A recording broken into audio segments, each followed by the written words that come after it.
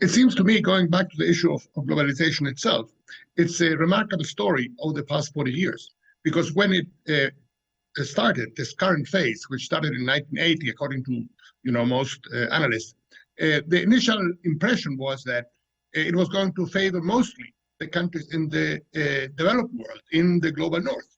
And then that led to all sorts of demonstrations. You may remember the Battle of Seattle in 1999. And the idea was that globalization would benefit the West and would benefit mostly multinational corporations based in the West. Well, as it turns out, it wasn't quite that way. And many countries in the developing world, like China, like India, like others, benefited as well and did very well.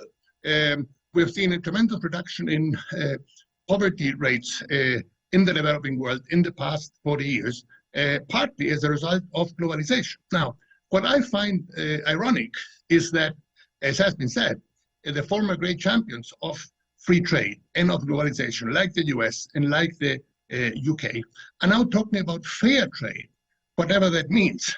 That used to be something that was invoked by countries in the South and is now being invoked by countries in the North. So we have seen a remarkable turnaround with protectionism, with the imposition of all sorts of tariffs and barriers to trade, which it seems to me is very negative. Now, what I find remarkable is that free trade is now thriving in Asia. In Asia, we now have the CPTPP. We also have the RCEP. And Asia is growing at high rates, is doing very well, partly as a result of embracing free trade and not falling into this protectionist trap.